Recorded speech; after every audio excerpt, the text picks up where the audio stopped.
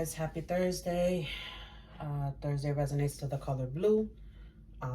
For Jupiter, your Jupiter sign points to your luck and how you attain things in life. I am doing a tarot reading for the collective. I'm doing these a little differently. I will still kind of delve, deep into the cards. But I have the extendeds available for purchase, and the extendeds will pull out the oracle clarifiers and potential outcomes. Okay, let's begin. The channel messages, the messages that I got for today. I basically got someone who's in the middle of like the dark night of a soul. Okay, you're just beginning on your spiritual journey or starting to awaken. And the reason why you're meeting with such resistance and why things seem so difficult right now is because you're ascending. Okay, ascension is not an easy process, and there's many steps and levels before, of your growth.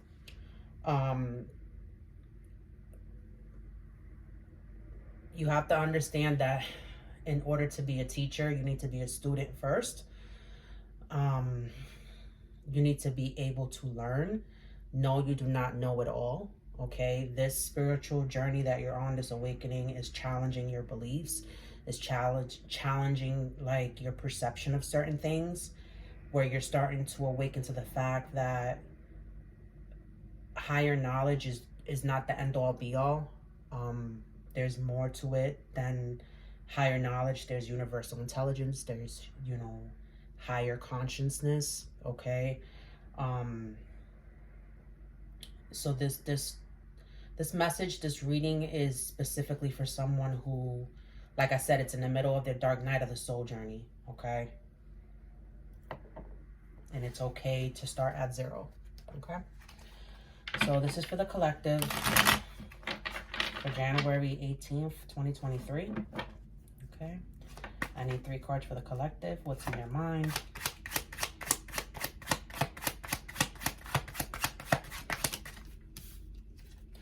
What's in their heart?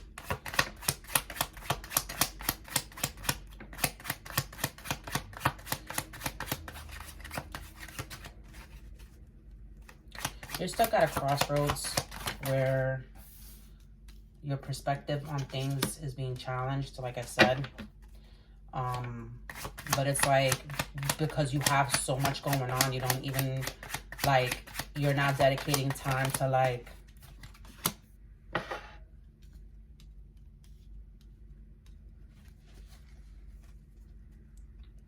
you're not dedicating time to, you see how I was just interrupted there, okay? It's like you're putting out these fires, okay? And you're constantly interrupted because you might have a lot of responsibilities, a lot of things on your plate. And mentally, something's telling you is urging you to do this. Emotionally, something's urging you to do this. Spiritually, something's urging you to do this. And it's just a matter of stopping and pausing and reflecting, okay? Inward, okay? Kind of shutting out that external noise, kind of shutting out, the outside chatter, and just listening to yourself about what you believe to be true. Clarify.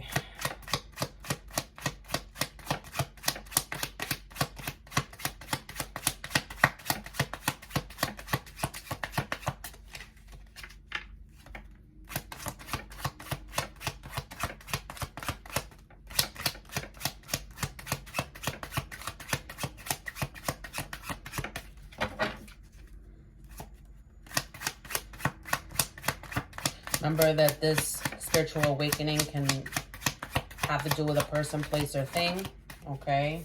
You being triggered by a person, a place, a situation, okay? Take it for how it resonates.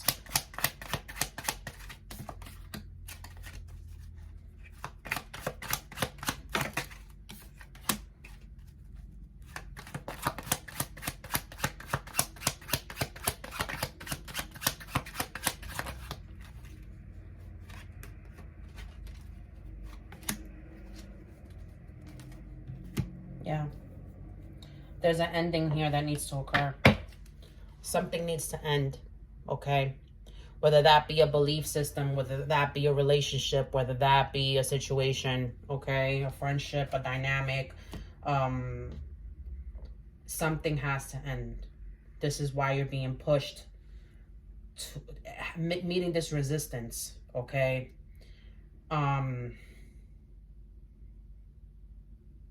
You're trying to keep that hope and that spark alive, but this thing was supposed to end.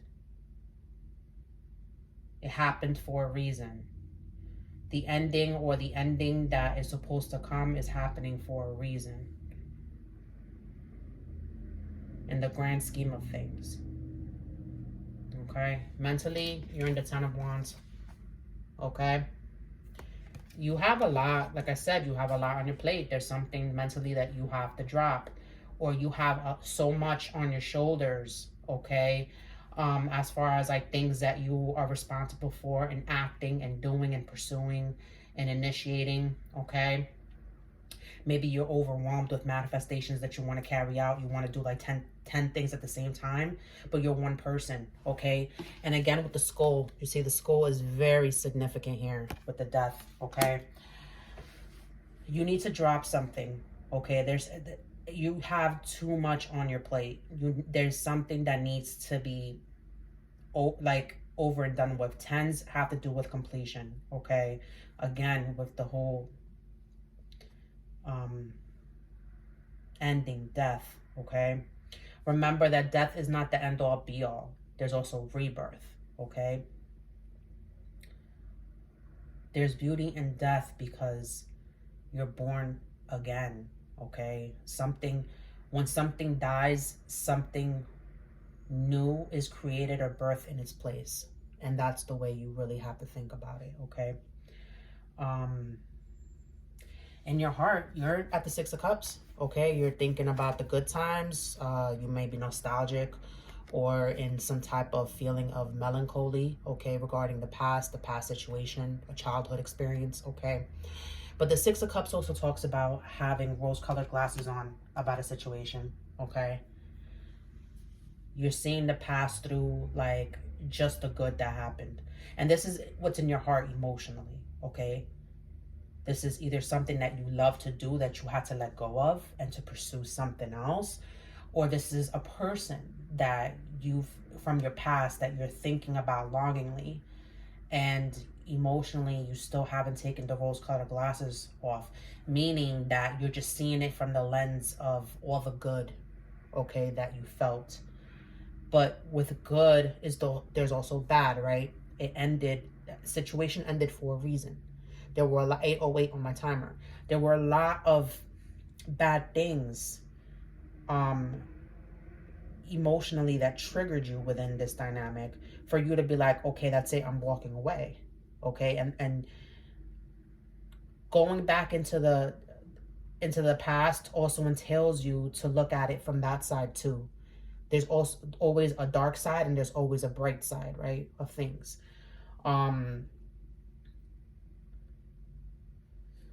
Be mindful that you're not just looking at the good qualities and good aspects of something, and that you're really weighing those pros and cons emotionally, okay?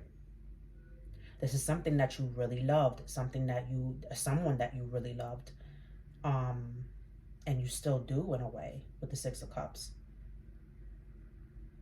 Your spirit message, though, you're at the 2 of Wands, okay? Spirit is saying you got to make a decision, okay? Notice how he has the key in one hand and a wand in another, okay? It's like, with that key, do I open a new door? Do I shut the past? Do I look forward? And you're torn between this. Like, it's like almost like two personalities that you're dealing with. Like, your mind and your heart, your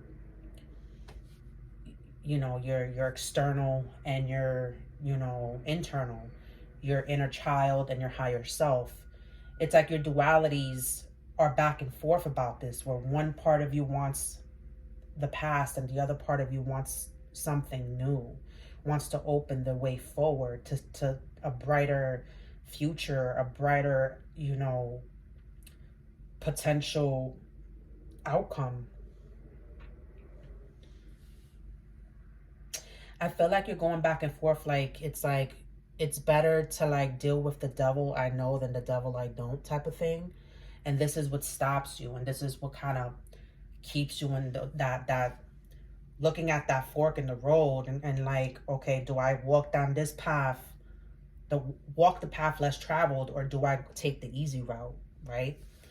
um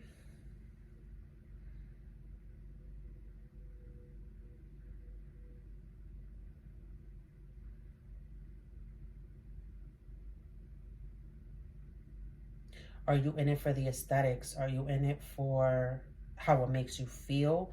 Or, and again, this theme is very consistent in my readings, where it's like, are you operating from your ego or your heart space?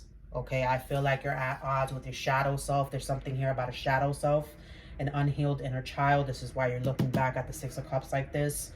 Okay, it's like, you know that change is coming, change is imminent, but you're resisting this to the point where you're keeping yourself stuck and stagnant. Okay, with the Two of Wands, it's like you don't know what to act on. Okay, you don't know what to move forward with, what path to choose, what option to go with. Okay, you're just choosing to remain at that fork in the road, and you see both outcomes and both possibilities. Okay, it's like, for example, in Finding Dory, when the fish were telling Dory, oh, when you see the what is it, the two hills, or the crevice, swim through it and not over it, because the jellyfish were up top. And Nemo's like, no, let's just go over it. And Dory completely like forgot to tell him, like, oh, there's jellyfish up there. Okay, because she completely forgot. She completely, like, you know, short-term memory loss. And you're seeing this like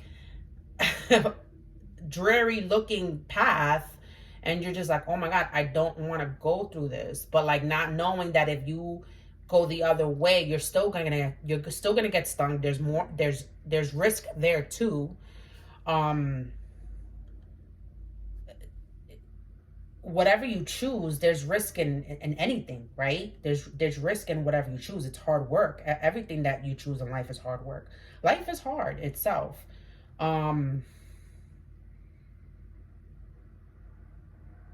So it's a matter of choosing what, at the end of the day, like, you know, when you're on your deathbed per se, like, do you want to look back at your life and be like, oh, I missed this, I should have done this?